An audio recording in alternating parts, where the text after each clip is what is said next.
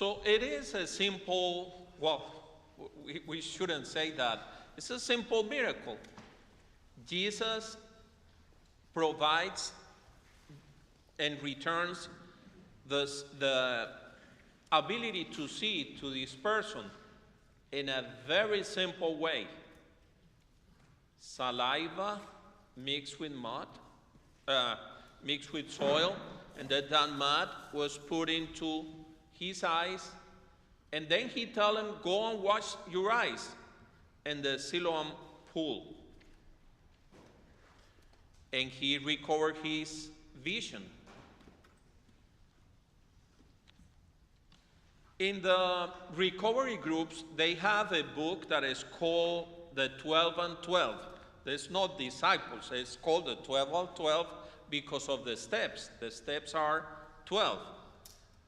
And in one of those pages says, we can have faith, yet keep God out of our lives.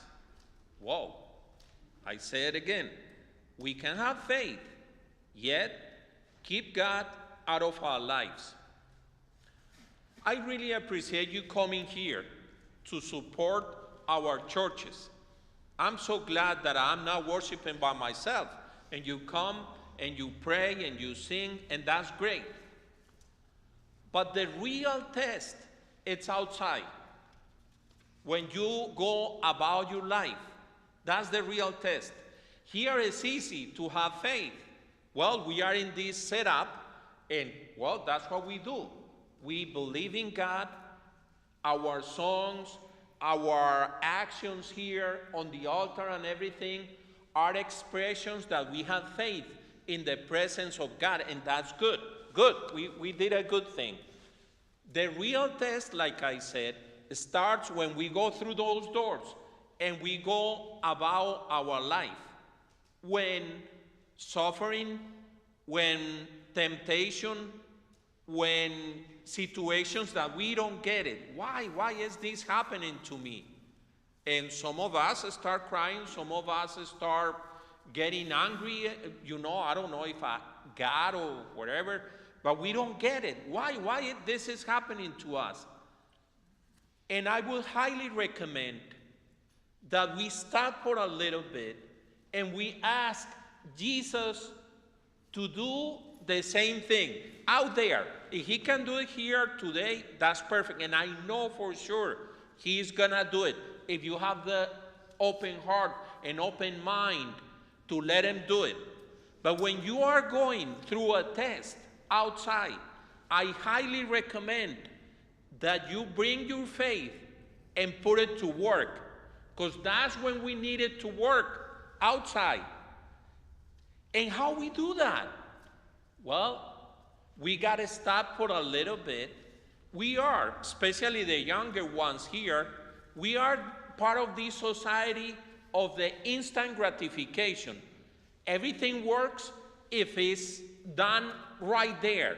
Like if you get emails, you get anything, you set up an account and it's done like magic. Not like back then, we got to go to the bank and it wasn't open, we got to wait, we got to make a line, we got to make a deposit, we got to do this, and no, you just do that electronically, and it goes just like this. In faith, we got to wait, and that's a killer for us. We don't know how to wait, and we sometimes don't want to wait. Wait for a simple thing in life. That is the way Jesus responds, like here. You think that to recover his vision, Jesus will do some kind of magic tricks, with all the, all kind of strange things in order for this to happen. No. Simple and kind of, what? Soil, saliva, and then put it on your eyes. Well, in life, God is loving us in the simplicity of our lives. We are waiting for a magic to happen, and nothing happens. We are there. Well, when it's going to happen, man? It's taking so long. And it happens that you have a pet that loves you unconditionally and expresses God's life to you. You have a friend that calls you and emails you when you need it the most. You have a nice house where you can rest and be there. Yeah, but it requires a lot of job. Yeah, but don't go there. It's your house. It's your place. You have a job? Yeah, but they bother me. They are so, yeah, that's what it's called job. Because yeah, they do bother you and it requires, so, but you have one. Many people don't have it. Don't have it. And then, I got to go through all this paperwork because I have some investment. What? You have investments? Yeah, so you have something. We don't see the mud.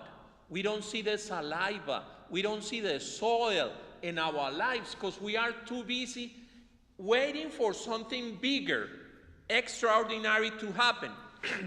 Now, God could do whatever, and He might do it for you. In my personal case, I have to confess that in my life it's been details, simple details, regular people coming into my life, and that's the way He expresses His company. His way of being with me. When I was thinking about this, and we have these youth here that are going to be confirmed, I was thinking, how can I explain them that Jesus is open to do whatever with them in their lives, and they don't have to be weird. Oh, wear a tunic or something like that at school. Don't do that. They're going to laugh at you. No, you don't have to do that. How can I explain them and to you this relationship? And I got the great idea of a coach. Jesus is my coach if I let him. So, but not here. Well, here it's okay. When you go through that door, and all the life is going to bring all the stuff to you at once. No one at a time, at once. So you're going to ask the coach, what should I do here? And the coach is going to tell you, first thing, you got to wait. Wait. Pause. This society doesn't want to pause. Look at the people on the stop signs. They are ready to go by. Easy. You don't have to go through that red line. You don't have to go through that stop sign. Wait, it's okay. It's all right. Wait a little bit. And Jesus, your coach, is going to tell you what to do. There are things in life that we don't know how to face them. For more intelligent and more capable than you are, we have no clue. That's when we pause and we ask the coach, please, Jesus, I know you're there. You're going to teach me, you're going to direct me. How can I face this situation? How can I face this problem? Would you be my coach? Usually a coach stays with the person that is being coached, or no? He just doesn't go away and, no, he stays there. Okay, if he's swimming, I'm going to tell you how to do it, but I'm going to stay here just in case. You never know, just in case. Jesus is going to be with you. Just pause, and ask him, okay, bring your saliva, your mud, that's okay, whatever it takes for me to go through this. And it's going to happen. You'll see. You're going to thank me next week when you're going to do this experiment in your life, when you go through those doors and you start, facing all those situations and people and crises and good things too. You need a coach for that too. When you are too happy and everything is sunny and nice, you need a coach for that too. Okay, how am I going to handle this? I'm going to get crazy here?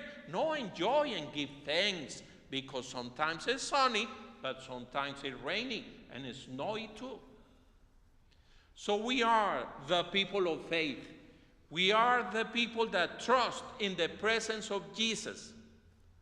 And don't go expecting that it's going to happen, this magic thing from the sky. Well, nowadays you got to be careful, we don't want anything from the sky. No, in the regular, normal, ordinary things of your life, he's gonna manifest his presence and his love to you. So we are so glad that you, the people are gonna get confirmed, are with us here. You belong to this church, and most of us are up there in age, but we still have this heart that love you and welcome you as a member of the church, and ask you to respond to this challenge. And nothing extraordinary to do. Just trust the coach. Ask the coach when you are going to something. You'll see. You're gonna get an answer if you want it. But like everything in life, if you don't wanna see, there's nobody, not even God, can make you see. You gotta have the willing to see, and it's gonna happen. God, we give you thanks for our church, for our congregations, for the people of faith. We wanna give you thanks for your presence and companionship in our own lives. Amen.